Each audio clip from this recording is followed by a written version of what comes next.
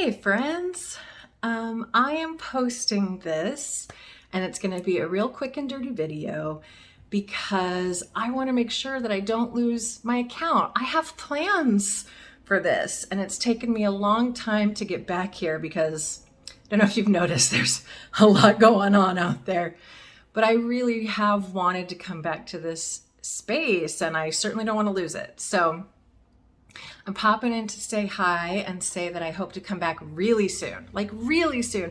I'm actually looking to hire a content creation assistant because I've been doing all kinds of things in other spaces and I haven't been able to bring it to YouTube yet just for logistical reasons. It's so much work to make this stuff and I'm just me and I'm trying to, raise Addie and save him from everything that's been happening over the last 2 years. So, it's been a little bit intense, but I really want to come back because I have so much to share with you. First of all, if you happen to catch my most recent video, I was singing She Used to Be Mine from Waitress, and it was like a very personal thing to share with, people in my life.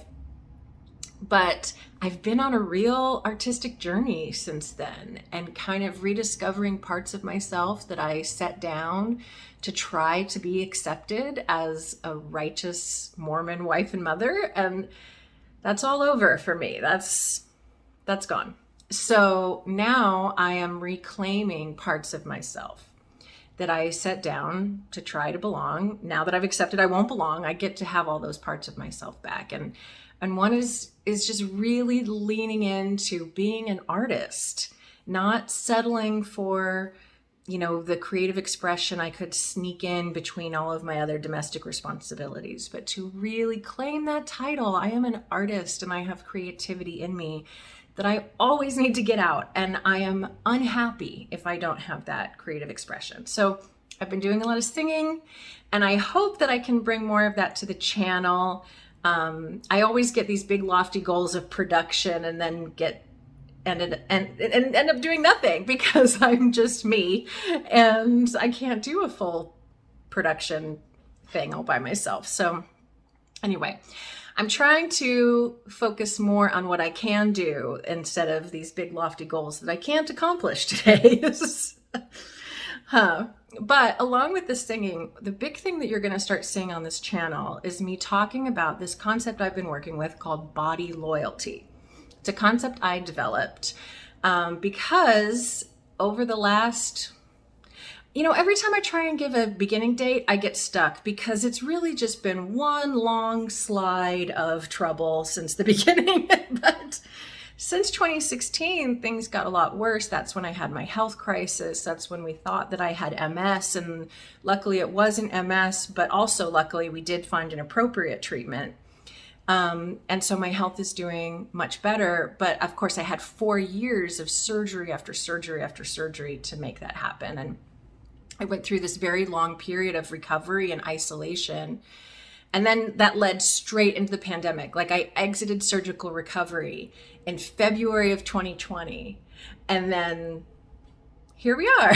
So it has been the last 5 or 6 years that I have been kind of isolated, mostly bedridden, recovering while the world goes on. And so it's been kind of weird during the pandemic to see the world stop going on. And I'm like, wait, you guys are where I am. What happened? So I have felt since the beginning of the pandemic, like, I've learned some things that would be helpful to people here. And as I tried to kind of come up with a way I could share these hard-won lessons that just come from day-to-day survival, that come from being a part of the disability community, that come from raising a disabled child, that comes from being a trauma survivor and living with CPTSD, like all these lessons that I have learned the hard way for my own survival. As the pandemic hit, I thought, oh my gosh, I know how. Let me help this. Let me show you guys how to do this, So what it turned into is this concept I call body loyalty. Because what I learned doing Haven Tree, which is a couple of videos back now, I started a self-care subscription box company. And that was a wonderful experience But what we kept finding is that we would sell gifts and we would sell care packages, but we could not get people to subscribe to their own self-care. They would get it for other people, but they would not. And the way our business model was set up, it just couldn't be sustainable long term that way. You know, we set it up under the subscription model, and we couldn't sell subscriptions because people were not willing to invest in their own self-care. Like, they would tell us they loved everything we were saying, and, you know, sales would spike at Christmas and things like that, or Mother's Day, but we could not really get through to people that you are worth this care. We had to do so much educating in order to make a sale. And then, of course, I hate capitalism in the first place. I do not believe that capitalism is going to solve any self-care problems. So I exited that company a while ago. And then, of course, over the pandemic, it's no longer in business because it's just been a really tough time for small businesses, let me tell you. So Haven Tree is no longer. It was a beautiful experience, and I'm so grateful that I did that with my incredible friend and partner, Meredith. But it kind of ran its course. And the lesson I took from that is people don't need to buy more stuff to take care of themselves. They need to learn that it is okay to take care of themselves.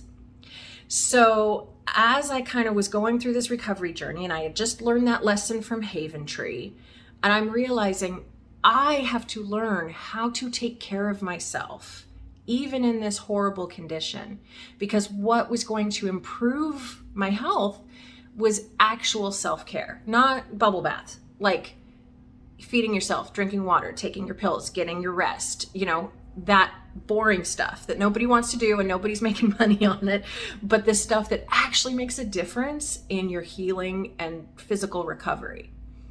And so between all of those experiences, between Haven Tree and my trauma and disability and raising Atticus and being isolated for 5 years, like all of these things kind of came together to help me come up with this framework of how to make peace with your body when you are never going to have a body that is approved of by society.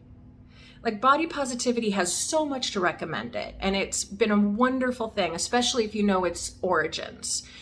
So I never want to, come down on body positivity or body neutrality. I just think that both of those items are limited.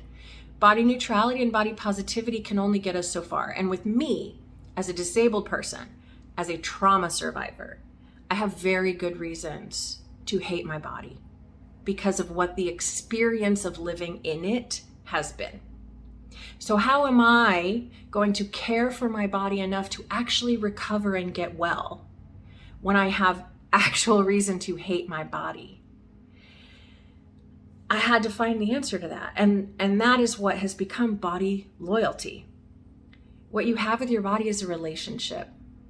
Any kind of judgment, whether it's positive or negative or neutral, it still encourages that checking, that pressure to meet a certain standard, or feeling bad for feeling bad about not meeting a standard. I don't think any of it really works.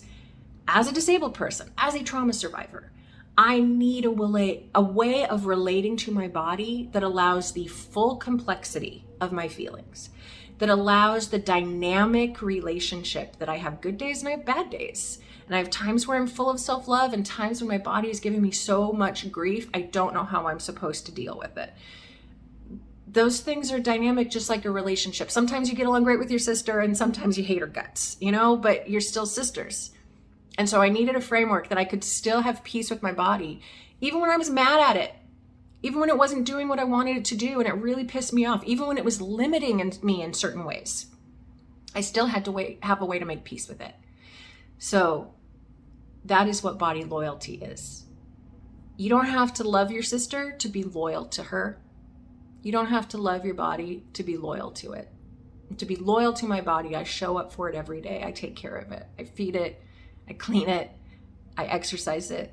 I treat it like a pet. It is my body is my animal familiar in this life. And so I take care of it. And I can make peace with myself that way. So anyway, I'm going to be talking a lot about body loyalty coming up. hopefully sharing some music, sharing with people what I have learned the hardest ways that I would not wish on anybody. So I want to make it count. I want to make my hard times count by sharing what I have learned and helping some people to avoid those hard times. Whatever your body looks like, however your body functions, you deserve to have peace with your body.